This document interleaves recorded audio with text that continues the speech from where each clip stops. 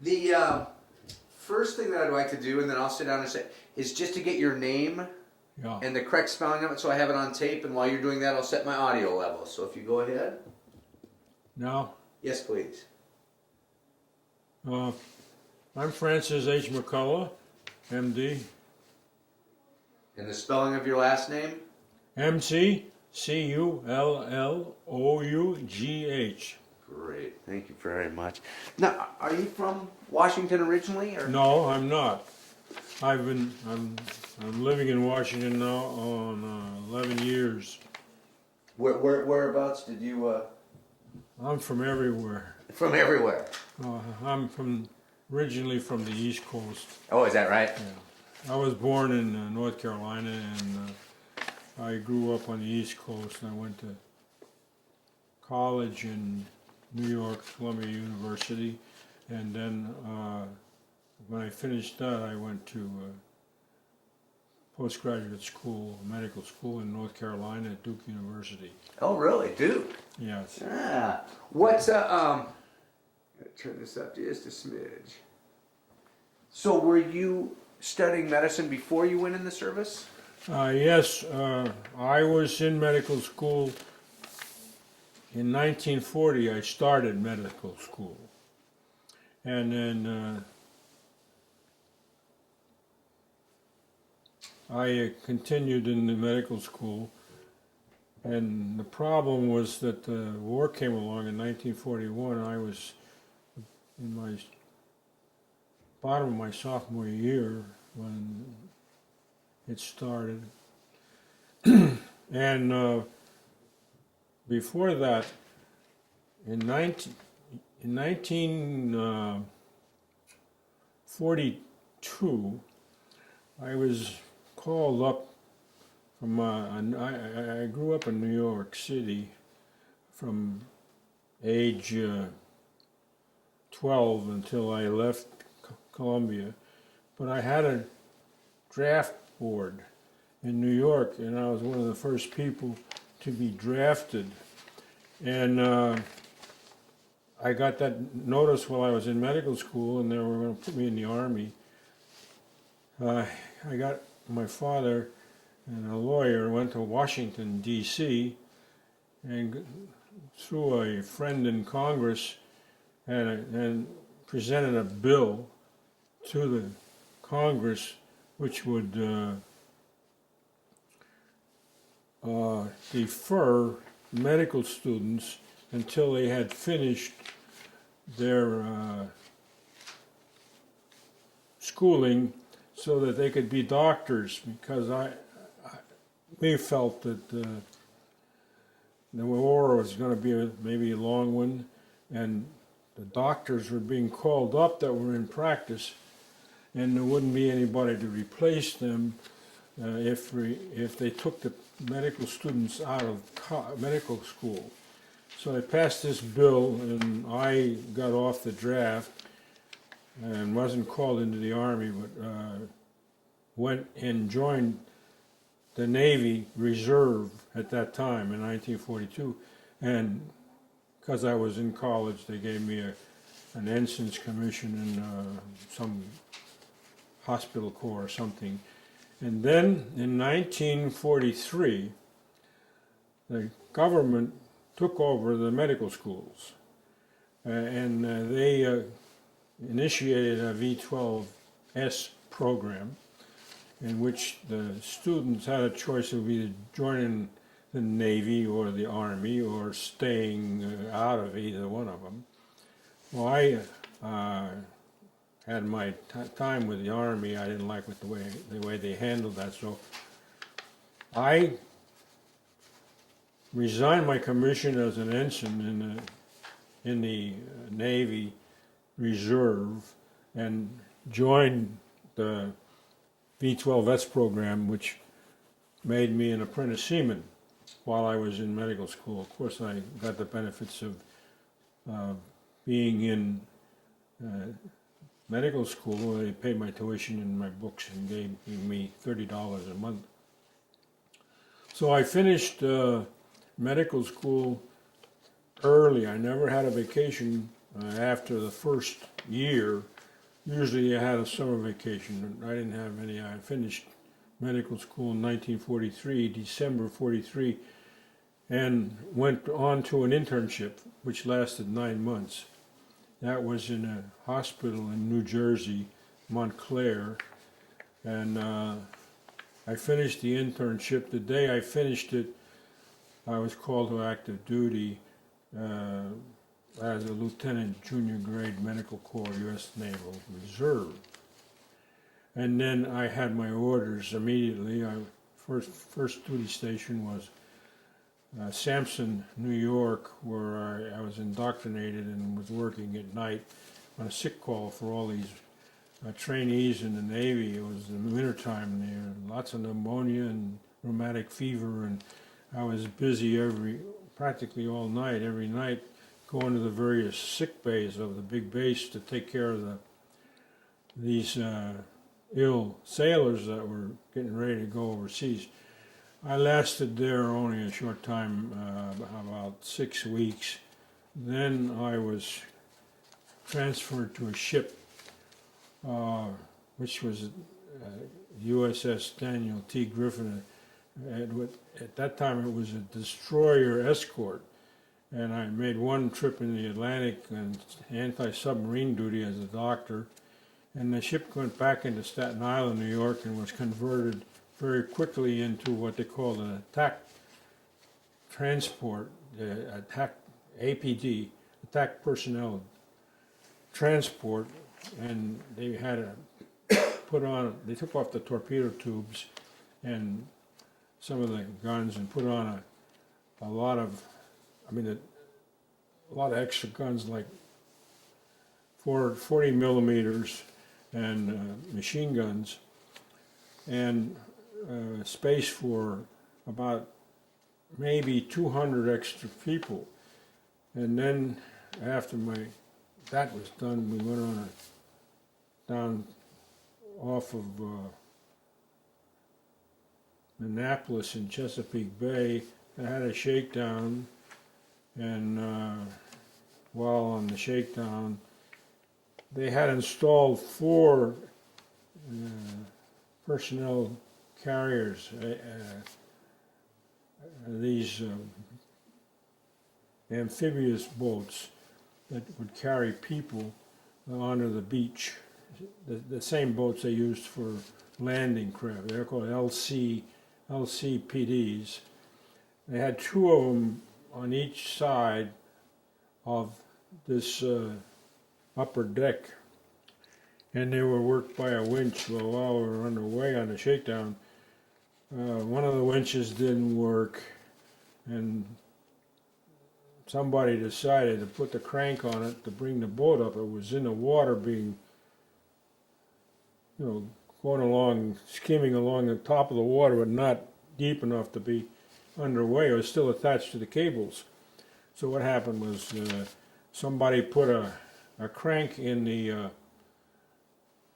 hand crank, and two people started to crank this boat up, and somebody, I don't know who it was, pushed a button that worked the crank, and it went around very fast and threw one man overboard and broke another man's hip and broke a compound fracture of another man's forearm. And of course that stopped the whole operation, and I took care of these people. I couldn't get the hip reduced in the sick bay on board. I had to go into Annapolis Naval Hospital, and they had to give him an anesthetic to reduce the hip. The other chap had to have surgery and all that. Anyway, we lost those several people, and then we went on to finish the shakedown, and then we went to that Panama Canal and down to the Pacific. I spent part of 1944 and practically all of 1945 in the Pacific Ocean, and was involved in a number of these island taking deals, where I went, to name I'm not going to go into great detail because this is not a Hollywood thing, but I went into various places in the Central Pacific, the Marshall Islands, the Gilbert Islands, Aniwetok, Atoll. I also was in Saipan and Tinian. I was also in the Philippines for a long time. We were there off and on, the various Philippine islands. I must have visited about, I don't know, Palawan, Leyte, northern Luzon, and a few other places. I went down in a place called in the southern Philippines, almost on the equator. I'll think of the name of it in a minute. It's been a long time ago. Yeah, that's a long time ago. The one in the northern Luzon in the Albay province, we had to go up there and help chase the Japanese out. And when they got out, we were patrolling that part of the Luzon coast in a town where the people had nothing. They were using parachute silk for clothing. They used beer bottles for drinking. They took the tops off of them and made glasses. And we didn't have any. This is a story that might be interesting. The ship didn't have any vegetables aboard. We were out of them and been at sea a long time, and we were just eating some mutton from down Australia way. And anyway, the skipper asked me if I would go with a group of Army people that were going to go in a truck up in the hills and maybe get some vegetables, and they were buying some goats to eat. So he says, you here's some money, and take along a bunch of mattress covers for you to put the vegetables in, and get what you can in the way of corn and anything that squash or any kind of green stuff, tomatoes or whatever. So we went with the Army people, and they went up in the back country where the Japanese had just left a short time before. And there were some farms up there, and we met this Filipino fellow who came out, and one of the people in the Army could speak Spanish or Filipino. I don't know if he was speaking Talaga or not, but he spoke a foreign language to me. And he told them what I wanted. Well, they talked it over, and in those days you all had cigarettes, so I offered to buy this man in charge of this farm area a cigarette. He took the whole pack, of course, and then he lighted up, and then we made a deal. I told him I'd give him money. Wow, I really don't want any money, it's no good. So I said, well, maybe we can work out something, but we need the vegetables for the crew. So he went and clapped his hands, and a bunch of women came out with machetes, and they went down the row and chopped the various stuff we wanted, corn and vegetables, and put it at the end of the row, rows of corn in place near this truck that the Army had, in which they had already bought 3 or 4 goats, and they were tied in the back. And so when I brought out the mattress covers to put the food in, the deal was completely off, because he wanted the mattress covers, so they didn't have any clothing. And I said, well, okay, I guess I can give you the mattress covers if I can cut the USN out of them, which I did. And they put the vegetables right in the side of the truck. not with the goats, but not too far from them. Then we went on back and we were able to have some fresh vegetables for the crew. And on the way back, we went by a winery that the Japanese never found. So I was invited to go in the winery and have some wine made out of cocoa juice. Boy, was that powerful. Anyway, I had a couple of drinks, and then we went on back to the ship. And then the ship eventually went back to Manila, and we were all back at sea. Now, after the Philippines, we were off of Iwo Jima when they were fighting in Iwo Jima. We were offshore. Why don't you ask me a few questions? Were you visible distance to Iwo so you could see Mount Suribachi? I saw it. So you could watch. What was your job then? Were you waiting offshore for them to bring wounded to you? No, they didn't bring any to me.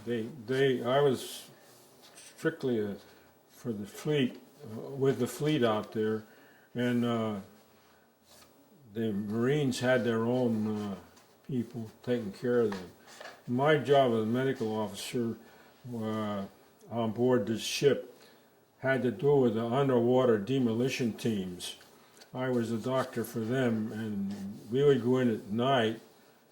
The team would go in at night in these little rubber boats, I guess a Zodiac type, and plant explosives underwater around the impediments that the Japanese had put up to prevent a landing. Now, the biggest operation there was off of Okinawa. We went in 5 days early, and at night the boys went out and mined all these obstacles, and then the huge fleet of ships came in on the day of the invasion, and I took care of the sickness and involved the boys that were in underwater demolition teams, plus my crew aboard ship when they got sick. And I won't go into any details of any specific illnesses because I don't think you're interested. Well, yeah, a little bit we are, because what type of things were you facing out at sea? Well, for one thing, I had to give all the shots to everybody, for one thing. And if they got sick, I had to make a diagnosis.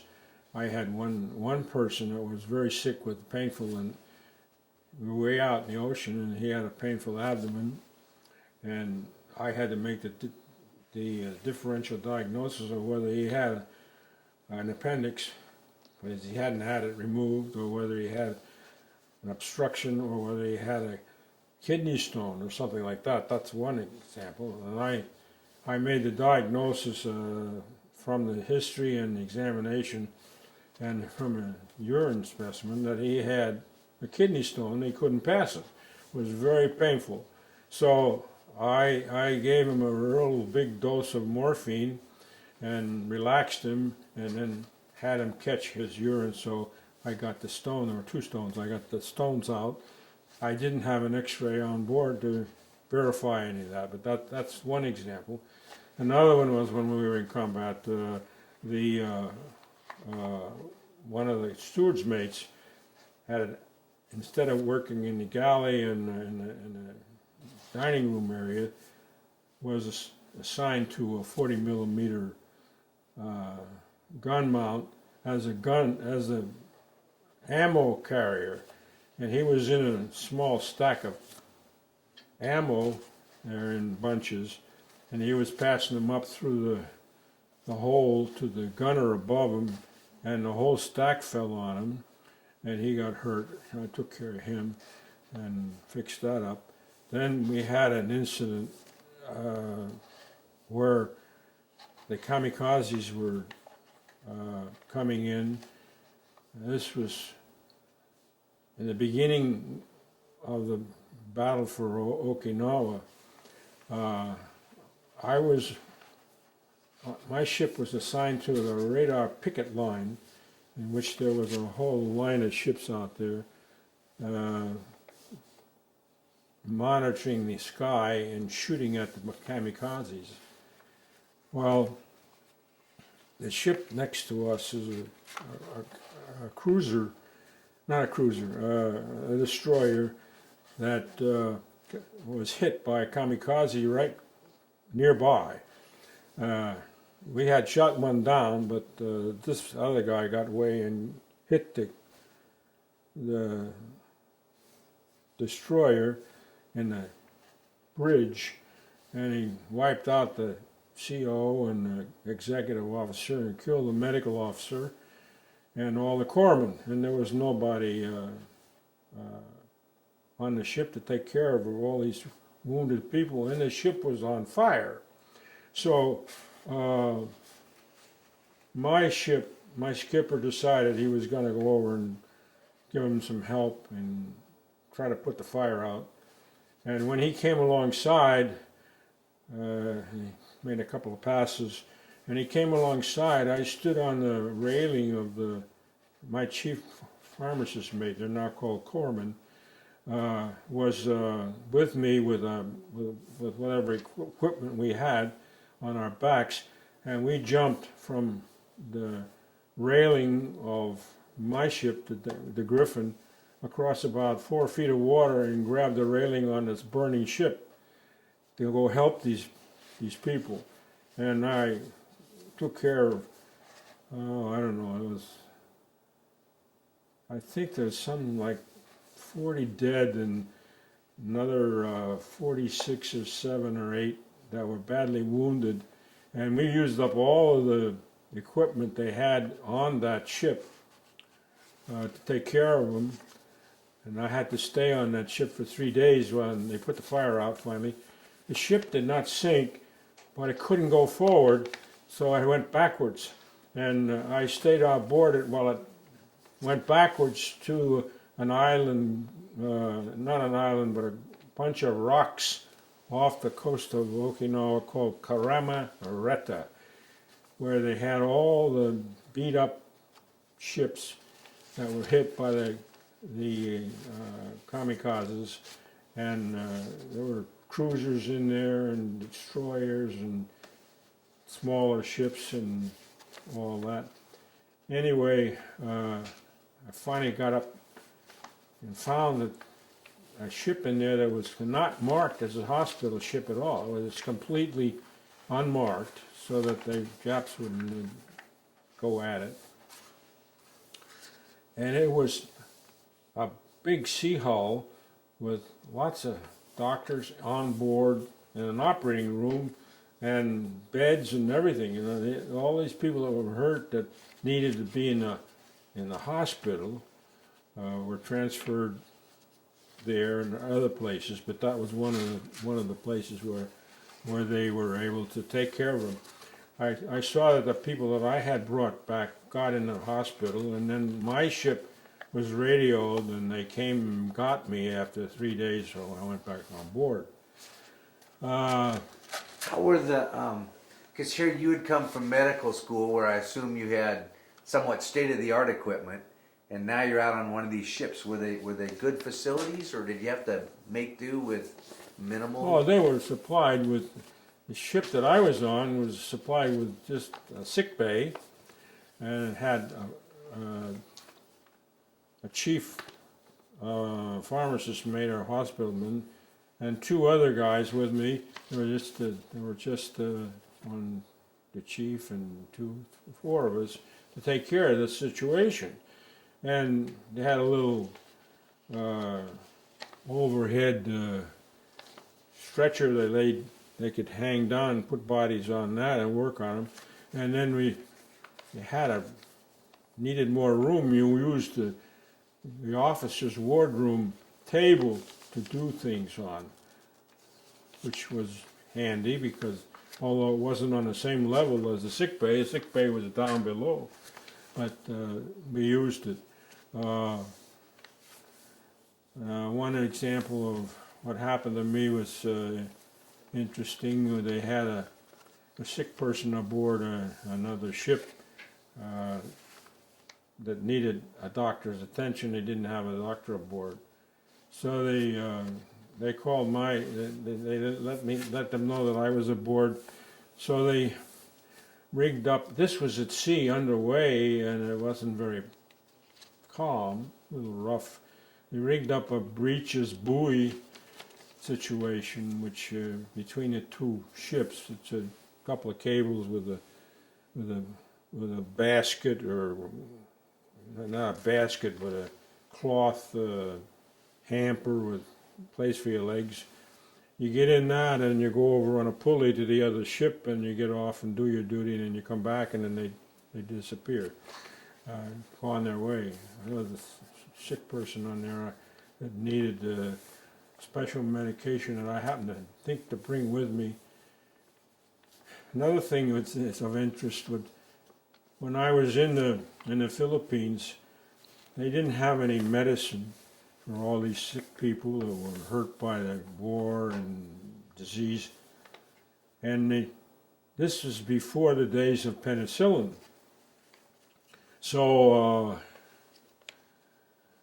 I was in this town on the dock, and a chap came up to me, a Filipino chap came up to me. He says, I used to work for Park Davis in New York. He says, and you're the doctor, and we need medication. Can you spare any medication? I said, what do you want? He says, well, something for the illness and infection. They had sulfanilamide, apparently, and they used it all up. But the only thing we had was sulfa drugs, the sulfadiazine, sulfathiazole, and this was before the penicillin came into being in actual use.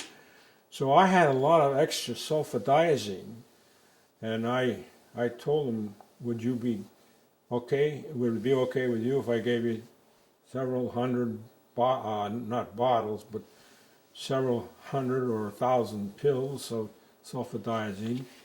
And he said, I'd love to have that, because we can use that for our people who are really in bad shape. So I gave that to him, and he was very happy, and the people in the town were very happy, and we only stayed there about 1 or 2 days overnight. Then we went on to another island. This was getting near the end of the war, and I had a chance to, when they secured, this is an example of how rough it was psychologically. Although the medical problem was not too bad for me, the psychological problem was terrible. We're on this radar picket line, and there's a whole bunch of ships, and every night they're shooting in the daytime too, at these kamikazes. Well, let's see what happened here with the, we were number 9 or number 10 in the line that was going around like this, and we would change positions every night. A ship would get hit, it would have to leave the radar picket line where we were picking up these crazy planes, and I think something like 9 times that we changed positions on that radar picket line. We were out there for about 4 months. The ship that we took their place had been sunk, and everybody was just really uptight, and well, finally they took Okinawa, and I was lucky enough to go ashore, and while I was ashore I was called back to the ship. I was looking for a buddy of mine who was in the Marine Corps who got killed over there. He was buried on Okinawa, and his brother went to Columbia College with me, and his brother was in the Marine Corps, and he got killed on Okinawa, and he was buried there. And I had told him in correspondence that if I got to Okinawa, I would visit his grave, you know. Well, I got off on a special leave time, liberty time, or whatever you want to call it, from the skipper, and started up to the cemetery. And while I was on my way up there, a storm came in, a typhoon, and I had to turn around, was called back to the ship, and the ship went out to sea. Well, it went out of, the old name for Buckner Bay was Nagagasukawan, and Buckner Bay had a big place to park your ships, you know, it was a good anchorage. So everybody in Buckner Bay went to sea that could, because they lost a number of ships in this typhoon. It was so terrible. It lasted 4 or 5 days. And I can remember when we went out to sea and we were in the typhoon, that this ship that I was on, the Griffin, nearly rolled over. It rolled 42 degrees, and everything was, hatches were all closed and everything was buttoned down, but the water would come up on the deck and come up to the portholes that were usually away above water. This thing was leaning over 42 degrees, and I think they're going to go all the way over. And that was very, very tight time. And that, okay, and another experience is, What do you, in that situation, what do you do? Just go get in your hammock and hang on to... well, if you move around, you're walking down a passageway, you find yourself walking on the bulkhead side, up on the wall, and then down the end, up again. What you do is you get in your bunk if you can and tie yourself in so you don't get thrown out. It's pretty rough. We survived that, and I don't know how, but that's one of the things that came up that was very interesting. Let's see. We went over to Saipan and went ashore there and had a meeting of the destroyers, cruisers Pacific. And I ran into a couple of my classmates from Duke. They were on other ships. They were all over there for this big meeting because they're getting ready for an invasion. But now, concerning what happened right after Okinawa, we were going to another situation, and I can't remember what it was, but the ship blew a boiler, and it couldn't make the trip except creep, so we went into Subic Bay in the Philippines as a naval base there, and we had to have the boiler replaced and fixed. And it was while we were in Subic Bay, having work done on the ship, that the airplanes from Tinian or Saipan, or the one that went, I call it Tinian, dropped the atomic bomb on Hiroshima and then Nagasaki, or whichever one was first, I can't remember. But anyway, then the war stopped. And everybody was told they had a number that they could go home if they had so much time, and it was all on points. So we were all figuring out our points, and I was figuring out my points, but it didn't really matter with me because I was a doctor and they needed doctors, but I couldn't get out. I mean, all the ships that were going back to the States were so full of people. They were lying on the decks, or they were crammed on every place there was. So I talked to the skipper. My orders read to return to the USA, or CUSA, continental USA, as soon as possible or something like that. You know, I forget what they were, but they were orders. And I talked to the skipper. I said, what are we going to do? What is the ship going to do? Oh, we're going back to Norfolk, Virginia. I said, when are you going to leave? He said, as soon as you get this boiler fixed. So I said, well, why do I have to go over and get in line and go on these mini carriers or on this old beat up LST? Why don't I just stay with the ship and you'll have a doctor and everything will be fine on the way home? So he says, you can stay. All you have to do is turn in your papers when you hit Norfolk on the dock. So I did. And when I got to Norfolk, I reported in, and everybody on the ship got 30 days leave, and they looked at me and said, oh, yeah, you're the doctor, you only get 15. And I said, why? He says, well, because you're going to be reassigned. So they did reassign me. They gave me 15 days leave, and they said I'd be reassigned in an area near my home, which was then, my mom and dad were living on Long Island. So I went home, and sure enough, I got orders to go back to duty, but it wasn't in the 3rd Naval District. My orders read to go to California, so I did. I went to California, and I never went back to the East Coast again, except for some special training that I took after a while. I stayed there. I went to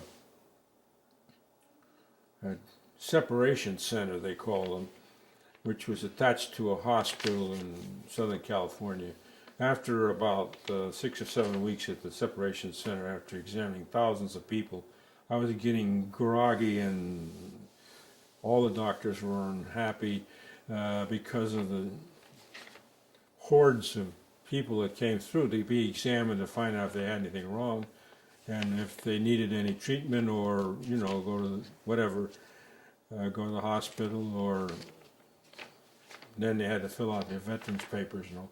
But anyway, I was in charge of the surgery examination, one of the surgery examination rooms where they came through, where you examine them surgically for hernias and things like that. And after about 6 or 7 weeks, it turned out that we were relieved and sent to the hospital, which was about a mile away. I had 3,000 patients in this Shoemaker Naval Hospital. It's no longer there. It's now in the center of the Silicon Valley. It's all housing and big business. But I went there and got put on the orthopedic service to take care of fractures and orthopedic problems. That's where I met my wife. She was a nurse at that hospital, and later on I was transferred from the Shoemaker Hospital up to Oak Knoll Naval Hospital in Oakland, and I was on the orthopedic service there. But she stayed at Shoemaker, and I used to go down there every night. It was only about an hour and a half drive, or an hour. And then we finally got married in after the war. We got married in 1956. Wait a minute. I gotta remember. I've been married 6 years. I'm guessing it'd be the 50s. No, we're still in the 40s. Oh, was it in the 40s when you got married? Okay. Yeah, it was 1946, I think. And the day I got married, I got orders to, you'll never guess where, Bainbridge Island, Washington, as a doctor for a secret radio station they had on the island that was breaking the Russian code, and they had a little hospital situation there, and I was the doctor for all the Navy people there, the dependents, etc. And I was there for until I got out of the Navy as a reservist to take a residency in North Carolina in orthopedic surgery under the Duke program. And I won't go into all that, but I'm going to back up just a little bit. Because Sure. I've never talked to anybody about the people getting out of the service. We've always heard about everybody going in and getting inspected and shots. all that, yeah. So was getting out just the reverse of that? You just Yeah. they wind up and here come a bunch of naked guys through and you would check them? That is exactly true. They had these special buildings in which you checked in one door, and there were lockers. You put all your gear in the locker, and you had a bag with a string on it, and they gave you a key. And you were nude, and you started down the line, and you got through all these different, offices or places, and I would see 10 or 12 guys at a time, and I had helpers with me, and I'd have a mark on the floor, 1, 2, 3, 4, 5, 6, up to 10 or 12, and you would stand in front of that mark, and you would have a paper with the same number as the place you're standing, and I had the name of the person and all, and I would go down and examine each one of them, and write on a piece of paper. It was all columned. If he had any problems, I would write on a paper, and then he would go to the next person for the ears or the nose or the chest or whatever, the various things, and then it's a psychiatrist and all that. But they did go through these rooms, and these buildings were long. They built them special, and they had these examining rooms in them, and I was given corpsmen to help me with the examination, and I would write the information down, or he would write the information down, and I'd have to sign it. And it did actually happen. It went on so long that even in the very beginning of my medical career with the Navy, when I was at Sampson, New York, they had these people who were so sick, and the sick bays were so filled with people. They were standing in the snow outside, and they had fevers. They would only see people with fever 101 and over to make room inside, and they'd drive me up in a station wagon, and I'd go in there and have all these people standing in this sick bay the same way, with the numbers on the floor, and I listen to their chests and examine them and look at their throats. And the famous diagnosis in the early part of the war was cat fever acute. Now that was a diagnosis, meaning catarrhal fever, a sore throat, a cough, some lung congestion, and a fever. And if you had pneumonia, the guy, I'm listening to his chest, and this sailor would have pneumonia, you could hear it. You'd take a red pencil and mark where you heard the pneumonia and put a big P on his back, and then said, "To the hospital." I mean, that's the way that went in the early days. The same sort of thing went on in reverse at the end, and people were sent from the separation center to the hospital. What type of things, when they were being separated, what type of things were you seeing that they would be sent to a hospital for? Well, they'd have a hernia, or they'd have the results of burns or scars, or they'd have problems with their feet, jungle rot and stuff like that, they call it. And some of them had weird diseases that they missed when they came in. I found some with some bone tumors on their bones that had developed while they were on, things like that. And some of them were just psychologically pretty bad, they needed help. So they went. And the ones that got through the examination of all the various people examining them, they went back out that same room they came in and got their clothes on, and then they went over to be processed to get out. But the ones that didn't get out had to stay in longer. I couldn't get out. As a doctor, I stayed in there a long time.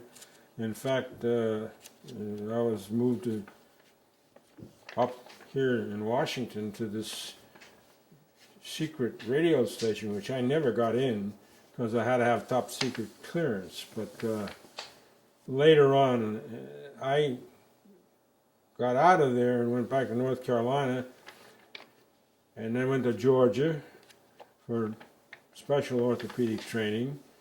And then I had a call from a friend of mine in the Bureau of Medicine and Surgery. My son and his son were born the same day in the Brooklyn Naval Hospital. So he got to be friendly. He was senior to me. He was his commander. But anyway, at that time. Anyway, to make a short story, he said, well, we need people back in the service that have been in service, and would you like to come back in and continue your residency training in the Navy? I said, sure, because I was a little unhappy with what was going on in North Carolina with the polio epidemic, that I had been sent off to be the only doctor, and I took care of polio patients for 4 or 5 months, and I did 500 spinal taps myself during this time to decide whether they had polio or not. And they built a hospital around me for that, and people of the town donated the money and the bricks and the lumber, and actually built this hospital for these polio victims, because they were in an abandoned. My first acquaintance with it was I was sent over to take care of them by the Infantile Paralysis the National Foundation. They were in an old abandoned newspaper building in Greensboro, North Carolina. It was terrible. So they decided to get them out of there because they had no facilities that could handle it. There were a bunch of people in iron lungs. In fact, I delivered a woman of a baby in an iron lung one night, and she had bulbar polio, which she had to have the iron lung or she couldn't breathe. The baby was fine, never did get polio, which was an interesting thing. Well, to get back to the situation, I went back in the Navy in 1948, the winter of 48. I was a lieutenant then, and I became a regular Navy officer. I was no longer associated with the reserves. So I went to Philadelphia, and I was there until on the orthopedic service and as a resident doing surgery every day and seeing patients. Big hospital, huge place. It's not there anymore, I don't believe. And in South Philadelphia near the Navy Yard. Anyway, make it short as possible. I've been talking a long time. That's fine. And I didn't know what the FMF meant. One day I went down the mail room and I saw my name on a list of doctors available to the FMF. I said, what's that? Well, that's the Fleet Marine Corps. Overseas section, the ones that go overseas. They said, oh, don't worry, you'll never get called for that. Well, some Sunday night, I was in my apartment with my wife. We just had a second baby. This was in 1950. The second child was born in the Philadelphia Naval Hospital. Well, they said, don't bother to go back to the hospital in the morning. Just put on your uniform, get your gear packed, and go down to the airport and pick up your orders. I said, where am I going? You're going to California. I said, again? Oh yeah, you're going to Camp Pendleton this time. So I did, and I went back to Camp Pendleton. But it was interesting how I got there, if you want to hear it. I went over to the airport, and I had what they called a go-show ticket. That meant that if someone didn't show up to go on the plane that you were supposed to go on or go to where you were going, you go in place of them as a go show. So I'm standing around for an hour or so waiting to get out of there with my orders and in my uniform. And I get my name called, and I go up to the desk and they say, "You're a go show?" I said, "Yep." "Okay, you get to go on the return maiden flight of the TWA nonstop to Burbank, and what's the name? The guy who owned TWA and the pilot that flew the plane, and movie star. I can't think of his name right now, but anyway, it'll come to me maybe. But anyway, I said, "How come I'm going?" He says, "Well, Linda Darnell, who was supposed to go back with this group of movie stars that were in New York, decided to stay, and you're in her place." Well, it was really an interesting ride all the way back. They were having a party all the time. They're drinking and eating little canapes and stuff.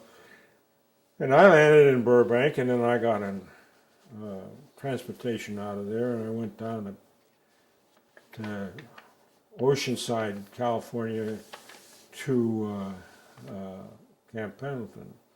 And then I was put into a Marine outfit. But I got there too early. I got there a little early. They told me I was going to go with the surgical team, but I didn't, because they signed me to the surgical team that evening. I checked in and went to the BOQ, and the next morning I came back to go to the surgical team. They said, "Oh, your name has been changed. You're going out to the infantry division. The 2nd Battalion, 1st Marines." I said, "How come?" "Well, the captain came in and decided who he wanted on his surgical team, and he didn't know you." So that's the way it goes. I went out there to the 2nd Battalion. They take 2 doctors, and I was a senior doctor on that battalion, and they made me a Marine pretty quick. I was crawling under barbed wire with live ammo over my head and all that stuff. And then I got all outfitted with Marine gear and went to San Diego on a bus, got aboard a ship, the Noble, the name of it, the USS Noble. And I went over to Japan, and then we trained again in Japan. Then I got back on the ship and made the initial landing on the first wave at Incheon, Korea, and I spent some time in Korea. And during the time when I was with the Marines, there I had a number of casualties. I had a whole bunch of people on the first night that were really shot up bad, beat up. I'm not going to go into that. But after a while, the colonel in charge of the 1st Marine Regiment, which was a guy named Chesty Puller. You probably heard of him. He's a famous, he's dead now. He had a son who was in the Vietnam War. Chesty was a senior colonel, and he called me up to his headquarters when we were outside of Seoul or on the way north, and said, "Hey, you got a new job." I said, "What is it?" He says, "We lost our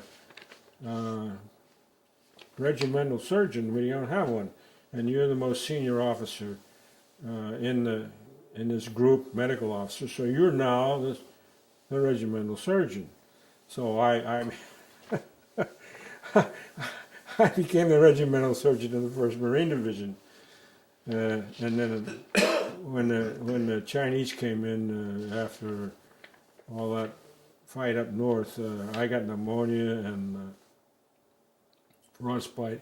I was evacuated to Japan, to Kyoto, Japan. They had an army. On a lake there. They had the 1st Provisional Casual Company, Fleet Marine Force Pacific, was the name of it. where all the casuals that could walk went, because the hospital at Yokosuka was so full of people. My first stop on my way to Yokosuka was the hospital ship Constellation, but then I only stayed there a few days to get over the problem. But there was a buddy on this ship that I had worked with at Oakland and I had known for years, and I come in covered with mud, dirty clothes. I hadn't slept in a bed in months and months, and I used to sleep in foxholes and all that. And they put me in the EOQ sick bay, and I was lying there comfortably, feeling great, in pajamas and sheets and everything. He comes in, he says, "Mac," he says, "get out of that bunk and come down to surgery. We need you. We need an extra man to go around the clock, and you're it. You're an orthopedic surgeon. Come on down." So I stayed there until I got ordered out of there and over to Japan. And when I was in Japan, the same sort of thing happened. That I couldn't get back to Korea to get home because the colonel there in charge of this division knew this camp Atsu it's called. He found out through his wife, who used to be a girlfriend of mine back in medical school, that I was a surgeon. And this is really interesting because when I got to the camp with 3,000 other people, the camp was set up, and somebody in Washington had sent over a doctor to be a head of the medical department there. He was a lieutenant and nice guy, but he was a pediatrician, and he didn't know beans, see? So the colonel decided, you take over the camp situation, and you can square things away and get these people back to Korea or back to the hospital down in Yokosuka, which was an overnight ride, if they needed more treatment. Well, I started going through them with my help, and I was a casual myself. See, I wasn't supposed to do anything but Well, anyway, so I said, "It's got to be a hospital around this town somewhere." He says, "Yeah, there's the 35th Army Hospital in Kyoto, which is about 12 miles away." I went down there to check on this hospital to see what the colonel in the Army ran it, and they had a lot of people coming over from Korea that had casts on, and they were wounded, and they were all going into the hospital on the orthopedic ward. And I had some people down at the Marine base where I was stationed that needed some surgery. Rather than chase them all over the country, I could do it. So what happened was I went in and talked to the doctor in charge of the orthopedic ward in this 35th Army Hospital. And I says, "I'm an orthopod, I'd like to know what's going on." He says, "Oh, you are?" I said, "My gosh," he says, "I'm a rear admiral. I only do rectal work, and they got me working here in this bloody ward, and I hate it. Let's go down and talk to the colonel." So I said, "Why?" "Well, we'll go down and work out something." So he took me down to the colonel, and I met him, and the colonel called my colonel, and before I knew it, I had a job down there at the Army Hospital, and a job up at the Marine base, and a Japanese driver in a Jeep, and I was going back and forth, and I wasn't getting any sleep. So anyway, I tried to get out of there, and they kept me over there a year longer than I should have been. And this guy, who was the husband of his wife that knew me, he played dirty pool in my book. He wanted to keep me there because they couldn't get anybody else to take my job, And finally, I had to write to Washington. And that snake, I shouldn't say this, I won't give you any names or anything, he hadn't even promoted me. I had been promoted to lieutenant commander by then, and he hadn't even told me about it. So I wrote to Washington over his head, and they said, you'll catch it. But I didn't. They sent me another set of orders because when I was in Camp Watsu, a doctor came through going to Korea, and he says, Mac, they think you're dead. I said, why? Because your outfit has your orders lying in a basket covered with dirt in the 1st Marine Division, and they don't know where you are. I says, well, I'm here. He says, well, you better do something about it. I said, well, I tried, but it's going to work out all right. Now I'm sending a letter to Washington. So they did send me a letter to go back to my residency in Philadelphia at the Naval Hospital, and I finished it. And then I went for a children's tour at a civilian, but we never wore a uniform. I was a civilian but in the Navy, working in a Shriners Hospital for crippled children to get my training in child work. And then from there I went on my way to the hospital, Great Lakes Naval Hospital, and stayed there for 3-4 years. And then I went to Camp Pendleton, stayed there about 9 years. I went there as Assistant Chief of Orthopedics, then became Chief of Orthopedics, made captain in the Navy, and then they sent me to 29 Palms, California, if you know where that is. It's the biggest Marine base this country has, and where they have I don't know how many thousand Marines. I was there as the CO of the Naval Hospital. I was there as the head of all the medical departments on the base in various places, and as a Fleet Marine Force troops with an office in Hawaii and also one in 29 Palms. And during the time I was there, the Vietnam War broke out.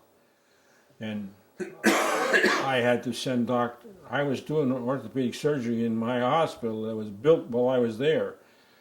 And I had a picture of it, cutting the ribbon, and the Admiral was there, and I did the surgery. And they started calling up my doctors. I had a whole bunch of doctors there, and they were getting orders to Vietnam. And this one doctor, this is a good story, he didn't tell me, I'm his boss, he's a lieutenant, junior grade, I guess. Anyway, he was working in the hospital and going out to the various dispensaries, and he decided he didn't want to go to Vietnam. This is before we just got started. The war just started, and I had sent over 400 corpsmen and some doctors before him. Well, he gets a sign and puts on a sign with a stick that he's against the war and he won't go to Vietnam, and he gets down in the center of the activity in front of the movie theater one night, and I didn't know that he's going to do this. And the next thing I knew, the general's on the phone, and he says, hey, one of your doctors is parading in front of the movie theater denouncing the war, and he says, you know, I've got about 30,000 troops I'm going to send over there, and it's not good morale for these boys. I said, well, that's true, sir. I'll see what I can do. So I got hold of this clown. Yeah, he was a good doctor, but he's like these protesters today. Anyway, I told him, I said, if you'd only come to me and talk to me before you pull this little act, maybe we could have gotten you out of it, because I have several doctors here that don't have orders that want to go. And I said, but now that the general is in on it and everybody on the base knows about it, you're going. And he went. So then I retired from the Navy in fall, November 1965. right at the beginning of the Vietnam War. It was on for a while, but not very long. And went in private practice. Opened my own office. Had my own hospitals to go to, and did my thing in 5 or 6 different hospitals in Southern California. More than that, 7 actually. Wow. And then I retired from that in 1987 completely.